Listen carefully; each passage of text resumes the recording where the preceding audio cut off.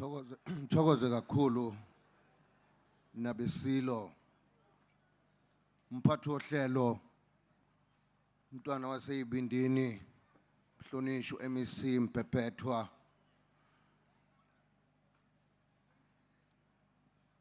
Ndunankulu wesifunda saKwaZulu Natal Mphemba Ndunankulu kaZulu umfundisi Thelezi sihlalo wamakhosi kwisifunda inkosi uShinga uthi futhi lapha nje emva kwami umntwana omkhulu wakwaCebekhulu inkosi ngibonga kakhulu nabesilindlu nkulu ekhona phakathi kwethu idlukulu ephelezele mina ngoba sizokwenza lo msebenzi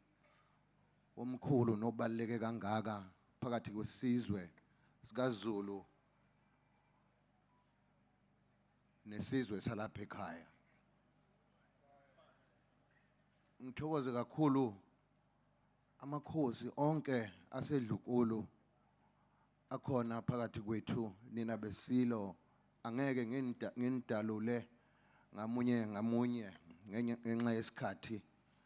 kodwa ngiyathokoza ukuthi amakhosi asedlukulu akhona sekela Ndunankulu inkosi uChiliza inkosi yesizwe ngiyathokoza ukuba khona isekela inkosi Gumede inkosi yesizwe ngiyathokoza ukuthi ukhona Royal Chancellor abakhona nabo phathi kwethu bobabili ngiphakamise ikhansela yokudingida indaba zamakhosi eholwa umntwana wakuMandlakazi indaba ezitha office lengwenyama office likaNdunankulu lonke izikhulu zikahulumeni ezisuka kwaNational nabesilo ngithokoza kakhulu izimeya ezikhona phakathi kwethu amakhansela izinduna zeyigodi izinduna zamabutho sengivala ukubonga kwenu ngibingelele kakhulu zimbalizi sizwe ukuba khona nani Ntombi zomhlanga ngibingelele kakhulu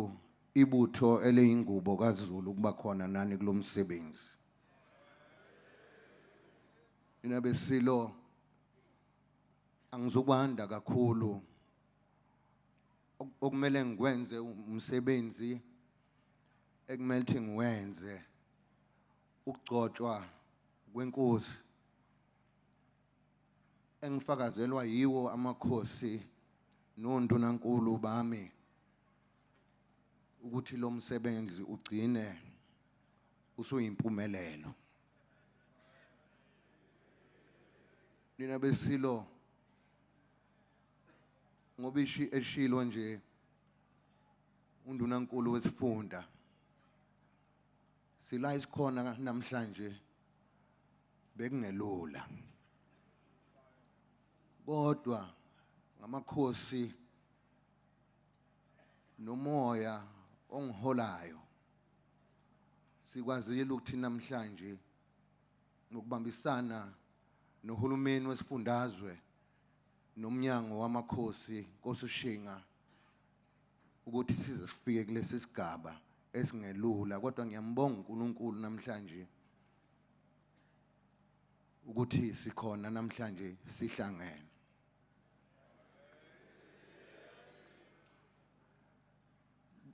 sizohlanganyela ngoba sila ukubekwa kwenkosi akusiyona into elula kunezigaba zakhona ukuwa kwesihlangu ukugeza isihlalo senkosi endala ukuthela kwamanzi kuze kufike kulesi sigaba ukuhlala phansi komndeni nendlukulu nohulumeni kanjalo sonke sigcine sihlangene siphume negama elilodwa ngoba makhosi asedlunkulu mina ke niyangazi ngiphuma ngisuka kuMbango akusiyona ke into entsha kuba khona kuMbango ngoba akusiyena wonke umuntu osuke eneheme emva kokuhamba kwenkosi kuba khona ukudideka kube khona ukuhlebana kuningi nje okuyaye kube khona ugcina umndeni naleso sizwe sesihlukene phakathi lokhu esingakudingi nina bendlovu isilo esingizalayo sasekukhuthaza ukuthi izulu omnyama asibe munye singabi munye ngokukhohlisana sibe munye ngokweqiniso ngiyakuthokozela nina besilo ukuthi namhlanje ngoba sila sonke sofaka zelana iqiniso okuyisigaba nina besilo inkosi esingayo namhlanje yalapha kwaSokhulu Nkosi yesizwe ukukudonsa nje ngendlebe umsebenzi okhonjwe amakhosi angasekho nomveli inqangi kulesi sizwe usemahlombe akho lesi sizwe sisemahlombe akho ngalokhu Nkosi yesizwe ukukunikeza udoloqina ngikhona mina Nkosi ngizokubambisa noma ngabe sekunzima kangakanani ngizokubambisa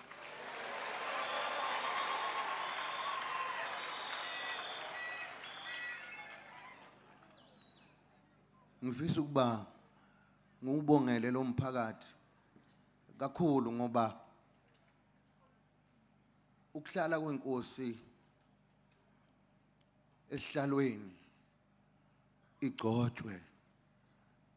isizwe siyaphuma ekuhluphekeni inkosi ikwazi ukuthi isayinde izinto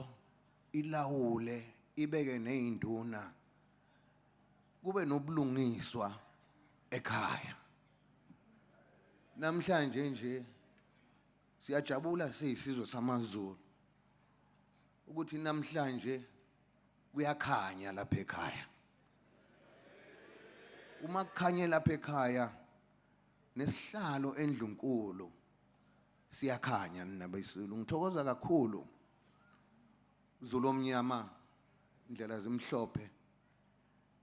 ngiyazi ukuthi izolo ibutho eliyingubo yesihlalo besinalo izolo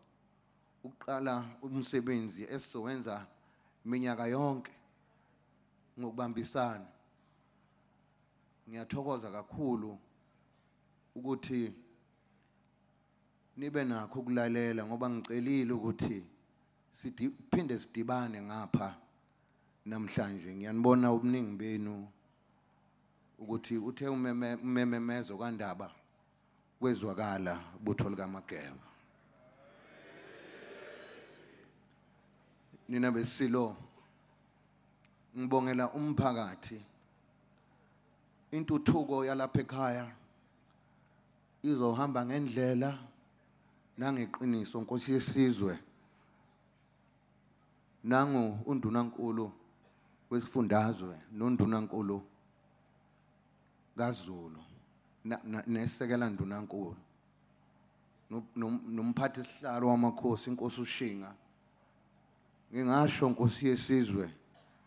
ngingamshiya umntwana wakaCebekhulu ohlezi emva kwami Nkosi yesizwe ngingasho ngithi ngingayishiyi i-resolution committee ekuyiyona elungisa izindaba zamakhosi ukuthi nathi sisonke Nkosi yesizwe sikhona sizokubambisa ugakwamadoda nina besilo umsebenzi nanti nezulu liyabusisa kulolu suku siyake sibone ukuthi ilanga singaliboni ngoba nanti ilanga niyalibuka phambi kwenu nabesilo namhlanje ngeke nilibone lele laphezulu.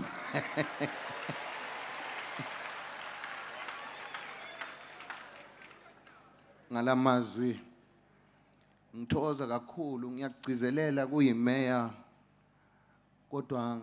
sinenhlahla ngoba undunankulu wethu wesifunda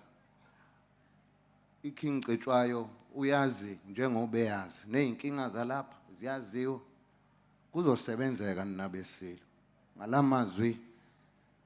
ngithi angiqhubeke nomsebenzi wesihlalo wesizwe ukuba ngigcobe inkosi ihlale esihlalweni ngokusemthethweni ninabesilo.